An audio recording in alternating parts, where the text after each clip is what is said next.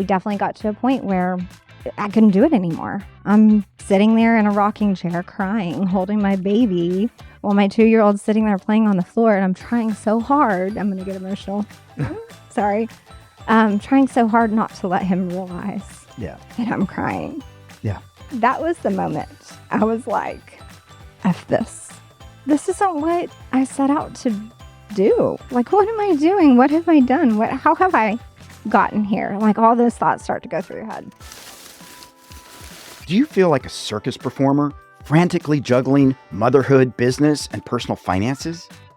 Our guest, Virginia Elder, has lived this struggle. She joined me at FinCon 2023 to share her story. While raising infants, coping with family crises, and working full-time, this entrepreneur, mompreneur, and founder of Podcast Abundance accumulated over $80,000 in debt. Her rock-bottom breaking point became the catalyst to completely transform her money mindset. Virginia's story provides a roadmap for moms on how to master finances while succeeding as a mompreneur and as a parent. Learn Virginia's tips on overcoming financial shame, setting boundaries, making tough choices, while successfully balancing business, motherhood, and money. I'm Bob Wheeler, and this is another episode of Money You Should Ask, where we explore why we do what we do when it comes to money.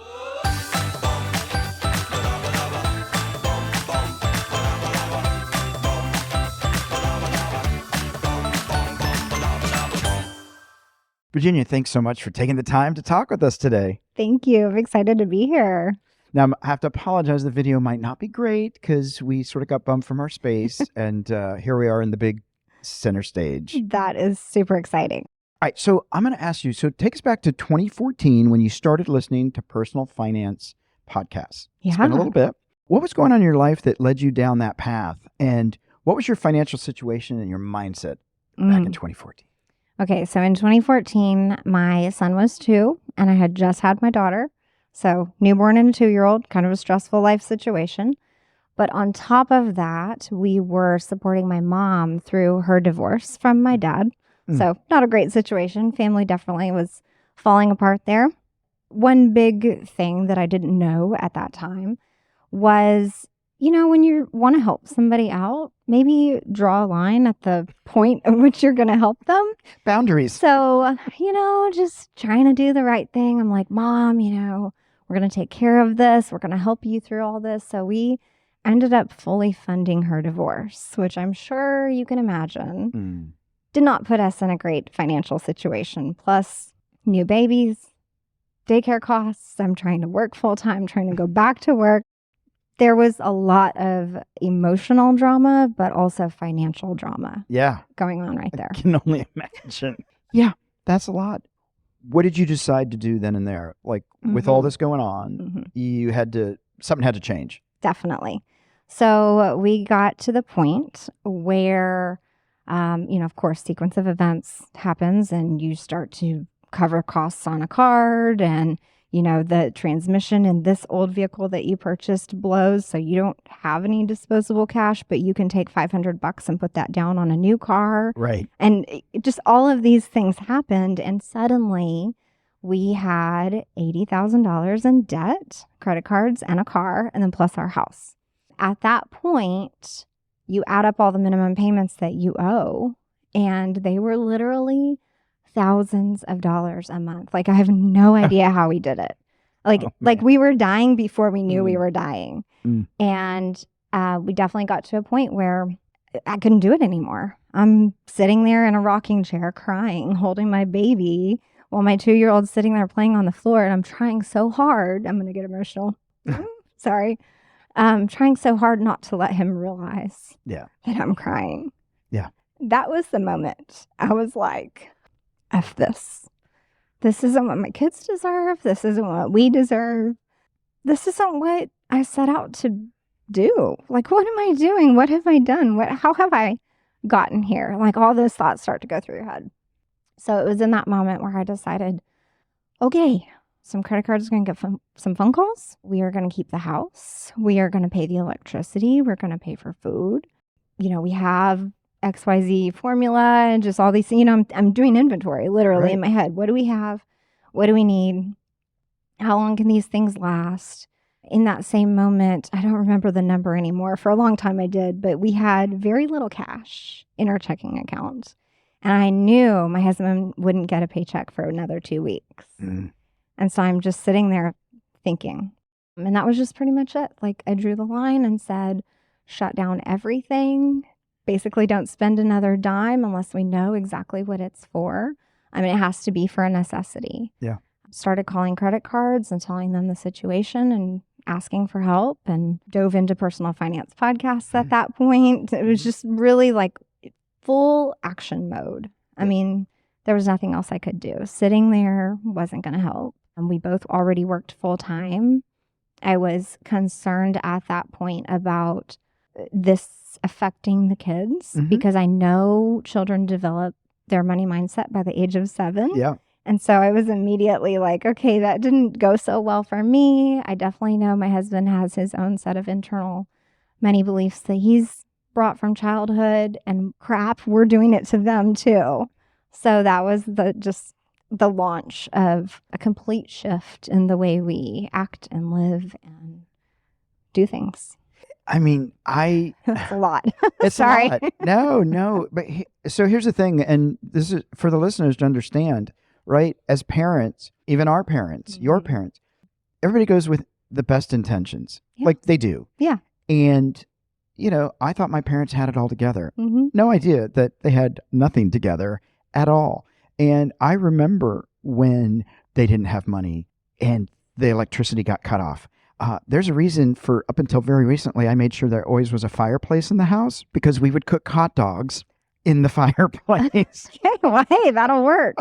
That'll work. So I get Yeah. when the 2 weeks isn't going to get you through. And I think a lot of people have been there. And so, like, it's a lot because you're probably judging yourself. The Bad whole time. parenting, right? And it's a really hard space to be. Yeah, and the questions just flood. And What have I done? How are we doing this? How did we get here? Oh my God, how could I let this happen? And you're sitting there thinking, well, we have to pay for daycare because I have to go to work and they have to go somewhere. We have to have diapers. You have to have formula, like all of those things. And I think back then we still had cable and things like that. So you're like, cut the cable, do this, let's switch phone providers, anything that we could do to save a dime. Yeah. And that was, take all the action, full panic mode. And some of the help that I found was personal finance podcasts. Yeah. So if I could have stumbled upon your show back then, that would have been great. But that's what it was. I was literally getting advice from other people that had also found themselves in a rough situation. And then now we're educating people much like you do. So, and I think it's so important to be able to hear other people share the stories, helps us know we're not alone in this. And you're not dumb and there's nothing wrong with you. And it happens. Yes. It happens to good people. And so then you decided to start a podcast. In 2019, you're like, I'm going to do this. I'm going to share. So what were you thinking and what was your business planning process? So there was, from 2014, fast forward to 2019, we worked really hard, got debt free in that time. So yay. And then from there, here I am listening to these personal finance podcasts, and getting debt free is only like a piece of it, right? Then you're starting to learn about investing and what you should be doing over there. And starting to really look at the numbers and how does this project out and how do I turn this whole thing around and create something that not only wasn't provided to me as far as like wealth or anything like that, but how can I change that path for my kids? So not only how can we invest well, but how can I start talking about it well with my kids from a positive perspective? So in 2019, the process really was started in 2018. I wanted to help other moms who were in the same situation because I found that most personal finance content was by men and often for men. Right. Nobody talked about daycare costs. Nobody talked about, should you have a Costco card for diapers? Is that really worth it? Or is there a better way to find that? Wait a minute. Are you telling me women have financial problems too? Yes. What? Yeah. And that was the idea was, okay, I'm a mom. I want to help solve this for moms. And then the other piece of that was for women who kind of haphazardly find themselves in charge of the family finances. Right. My husband is great with money, but he does not want to do it. Mhm. And he's very conservative with money. So if he was in charge, we would be eating hot dogs and ramen like every night because that's what's cheap. And I'm like, no, honey, we're not going to do that. So a little bit of the scarcity situation there. And I want to live a good life with the kids and be doing the right actions. Mhm. And I wanted to start to help other moms in that way. Started coaching other moms to help them get debt free. And I launched the podcast. Back then, it was Reaching Abundance. Mhm. And the whole idea was, talk us through the steps to take, how to get debt free, how to get out of this situation. And I knew eventually I would want to take them into investing and follow the path that I Right. had gone on. And so that was the idea. There really wasn't a deep business plan. Okay. I didn't hire like some amazing consultant. It was very fly by the seat of my It wasn't, pants. I'm going to make $2 million year 3. It was just Yeah, I want to help. I want to help. And then the other thought was I want to be home with the kids. Yeah. I want to be around so that I can help them with which is stuff. noble, which is like, connection, family. The whole point we're here sometimes, right? Exactly. Exactly. What were the highs and lows of those 30 months? I mean, the 3 months of Mhm. the ups and downs, like, that was the best. That was the worst. Really enjoyed the coordination and launch process of it and kind of the puzzle piece, putting all those puzzle pieces together. That makes sense because I have this audit background where I was looking at invoices and checking out sales tax. And, so that's a whole puzzle in itself with Right. sales tax law. And I didn't really realize that that was my strength at the time. But I loved launching the podcast and helping moms. The struggle that I found was a lot of times while the moms were in charge of the family finances, maybe they didn't have access to capital to invest into a coach or Right. even invest in the market. So any of those conversations were a struggle, and that was a frustrating piece to me. Yep. A couple ups and downs there for you. How did you know that it was time to move on to something different? Like, you pivoted. Was it despair? Was it, it's time? Like, how did you know? What was that moment? That was really a haphazard situation, actually. Okay. These things just started. Life unfolds. Yeah. There really wasn't a plan. I wish I had a better, amazing planning story for you. So I actually She knew everything ahead of time and had a master plan. No master plan. Most of us don't have a master plan. Not at all. I launched the personal finance podcast actually right before coming to FinCon that year in 2019, thinking, okay, now I can actually go to FinCon and I'm a real creator. I'm a podcaster. I can go and actually have a platform. And so I was excited to approach FinCon as a creator and not just a fan of the personal finance space because it had helped me. At FinCon that year, a couple of financial advisors heard that I had launched my own show, and with no question about what'd you do or let me hear your show or anything like that, they said, oh, you should launch our show. I was like, wait, but I don't have pricing. This isn't a business. Okay. And so it just happened. We had a really good connection with them, and I had to assign pricing. I had to figure out what I was doing so that I could help them with what they needed. And then within 2 months later, another person came along, very much the same, another financial advisor. And I very quickly saw, okay, there is a need for this. Okay, the financial coaching piece is a little bit slow. This seems kind of hot. So let me just go this way, and I can not be the creator, but I can be in the background helping the creators go forward. So that kind of worked out. Yeah, and I want to come back to that. We're actually going to take a moment to test your nerve. Test Your Nerve is brought to you by themoneynerve.com. And to the listeners out there, if you want to test your nerve and uncover the dirty truth about your finances, visit testyournerve.com and take our free quiz. All right, so here we go, down and dirty. Okay. Let's see what's up. Debt or savings? What's more dangerous? Debt. I think. I've lived that story. I'm done with that. Wine or coffee, fuel of choice as an entrepreneur or as a mompreneur? Ooh, well, coffee in the morning and then wine after 5. That Right? works. I can do that. That works. What's a bigger mess by nighttime, inbox or toy box? Definitely toy box. Inbox is clean because I worked all day. What superpower do you tap into the most as a mom? Maybe like a coach of some sort, whether it be the ball coach or the emotional coach. Yeah. I think kids need a lot of guidance in that way. Well, and I would say my kids in particular, I'm focused on that because I don't feel like we got that as kids. Yeah, no, totally. What's on repeat in your headphones? Podcasts or kid songs? Definitely podcasts in my headphones. Now, if it's playing out loud, I mean, the kids are always saying like, Alexa, play whatever. And I'm like, what are you doing? Is it harder to say no to snooze button or play date? I think the snooze button is really hard to say no to. Okay. So going back to what you were saying, it's interesting. You said, I realize that there's more money to be made, or I can be more successful in supporting other people doing their thing.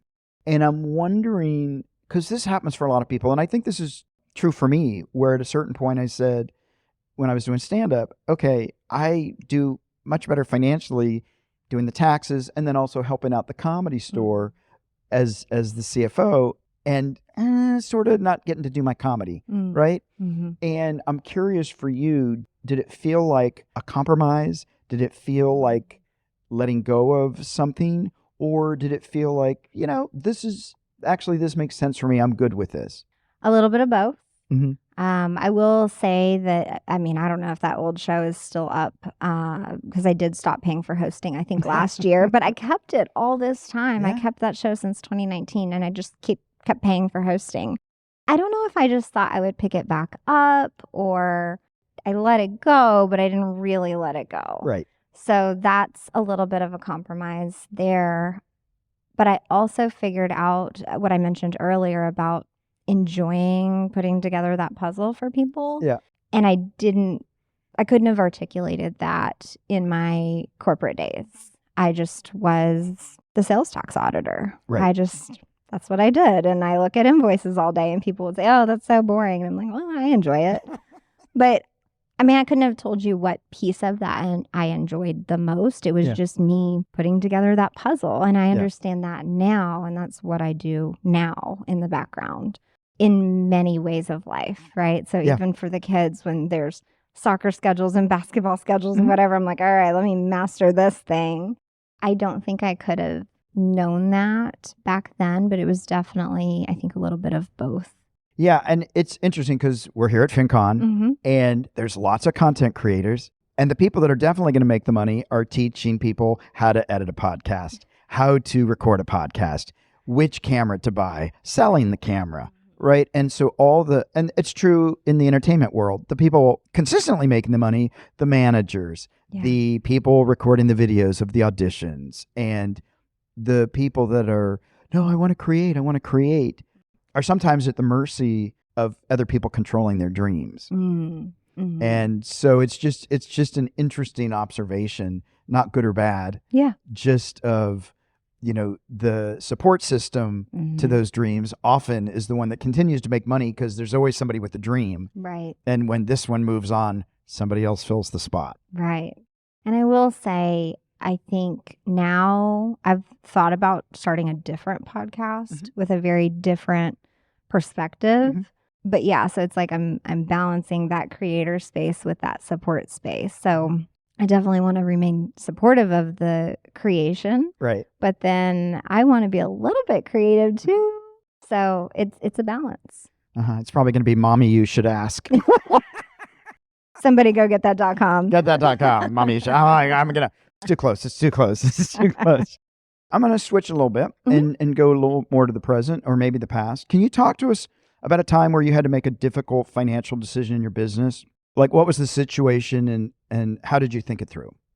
I think a tough financial decision as far as like on the growth side of things, a lot of small businesses I think face are like the financial piece of it. So when to hire a bookkeeper, when to hire a CPA, when to do all of those things. Yeah. And they always, any big business expense feels daunting. And then once you've done it, you're like, oh, well, clearly I would do this every year, of course. The initial switch from doing that stuff myself to saying like, okay, I need a bookkeeper now. Okay, we need a CPA now. And those steps felt like really big girl steps for me. Yeah. Well, it's interesting. I never forgotten this comment of a family friend because people would always say to her, you own a business, you own a hotel. That's so glamorous. And she would say, no, that just means I clean the toilets. Because as the business owner, as the entrepreneur, you're the one left holding the bag, no matter what it is, good, bad, indifferent. You're the one that gets to clean up any of the messes. Yeah, absolutely. And I think a lot in this space, a lot of what I depend on are contractors. And I've gotten all kinds of comments back of like, oh, wow, like how do you find good contractors? I've had the worst luck with contractors, whatever.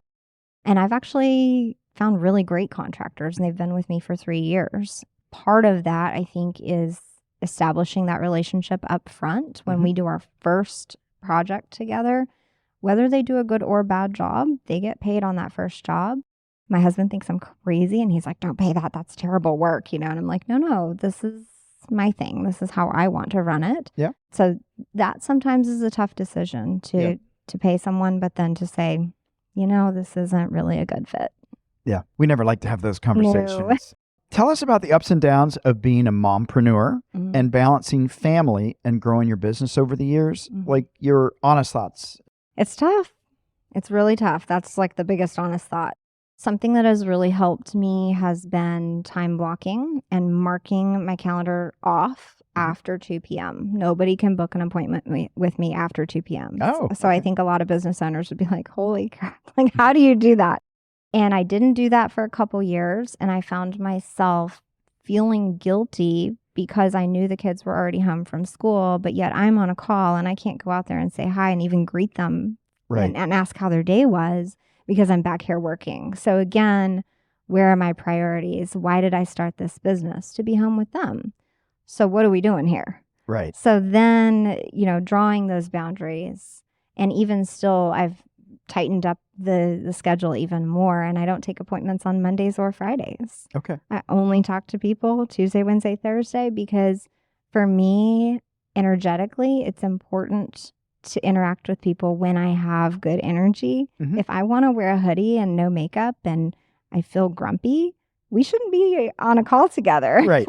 So I can do that on Mondays and Fridays and not feel guilty about it, and then turn it on Tuesday, Wednesday, Thursday. So time blocking has been really important. And then the other thing is just, honestly, the kids are getting a little bit older. They're 9 and 11 now. So they understand, okay, and I'll see my son like gently shut my office door sometimes because he realizes I'm on a call and he wants to shoot his basketball in the hallway or something. And that really helps for them to understand, mommy's working. This is our income. It's important, and be respectful of that. So I think the age is very helpful there. So taking it back to boundaries, we started off talking about boundaries with your mom. Yes. Right? Yes. And now we're talking about boundaries with the kids and setting those boundaries for yourself. I'm curious, in this period of time, from when you funded your mom's divorce to now, how was the relationship with your mom afterwards? And how has boundary setting occurred with parents as well as clients and with kids? Yeah, that's good. That's a loaded question. So honestly, my mom and I have always had a strange relationship.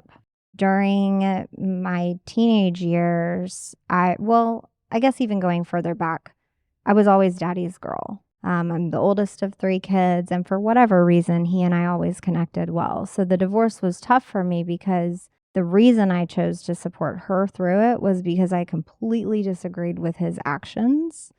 And so it was this big shift for me through adult eyes, looking at who I thought he was and realizing that's a different person. Yep.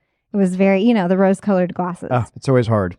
So that shift for me with my mom was more of like, as a woman, you need access to your own savings, your own money. This stuff happens every day in all relationships. Yeah. So it's not just woman, man, anything like that, but just each partner should have their own access to some funds. Yeah, agreed. Just in case, right? And you don't want to go into any marriage thinking that. And they definitely didn't. And she never thought that. So that was the reason I chose to support her. And sure, that lacked a lot of boundaries. As far as boundaries with time, I think I've done a great job with that. And a big piece of that is the personal development side that kind of comes with entrepreneurship naturally. With kids, as far as boundaries, we've done a good job of explaining to them that you want people in your life that make you feel good about yourself, that help you toward your goals, that support you. And that comes into play in the elementary years because a lot of times they're learning about bullying and they're learning about just why did this person say that, or just silly little things that elementary kids do. But we're able to help explain it from like a bigger perspective. Like, is this person normally nice to you, or was this just like a one-time thing? Okay, how often do they make you feel this way? And so we're trying to instill those boundaries in them, like in a more natural way, instead of them having to learn those boundaries when they're like 30 years old. Right. Absolutely. Yeah. Let me ask you this. Where do you see yourself in 5 years? I have no idea. We're just going to see where it unfolds. So this is interesting because I was talking to someone else here about this here at FinCon, which I love coming here because then you get all these other entrepreneurs together and we're able to talk about mindset and all these great topics. I can see 2 years out pretty clearly. I know that I'm working toward getting on more stages. I know I have a book in the back of my brain that I want to start writing. I know I've got my own podcast that I want to launch with that fresh perspective I was telling you about. So I can see certain pieces of it and I see how that attracts clients into my business. And so I can see that, but I can't see past that. Okay. So yeah, we'll see. But the industry's always changing. There's fresh AI and everything coming out. So always. I don't know. Something new. Always. Well, we're at the M&M moment, our sweet spot, money and motivation. I'm wondering if you have a practical tip or a piece of wealth wisdom you can share with our listeners. So I think the biggest thing that shifted our financial picture was investing every time you get paid. Whether that's 1%, 10%, 20%, whatever you can do, wherever you are, every paycheck, every time you receive money, if you sell some clothes out of your closet, you get $200, invest a piece of that. Right. That's the biggest thing that shifted things for us. And I didn't know to do that before. I thought investing was something you did when you were rich. Right. Yeah. So that changed everything. Consistency, even if it's $1. Yeah. Consistency. Yeah. Absolutely. And we started there. We started with 1%, into my 401k. Yeah. And I thought, well, what are we going to do without that 1%? But it worked. It worked. Yeah. It worked. We survived without 1%. Exactly. And then later I was able to push that up. So start somewhere. You can make it work. Well, I love that. And so really my takeaway is a couple of things. Is trusting. There's a lot of trust there that it's who knows how it's going to happen and how whatever. But there's some trust in the universe. Absolutely. That's going to make that work. And the other thing I think that's really important, even though it's subtle, it was making a decision. Like when everything was not looking good, right. Making that decision of, I'm going to make it work. I'm going to look at everything. I'm going to reach out to people. I'm going to put my pride aside. I'm going to put my ego aside. Yeah. And I'm going to do what needs to be done.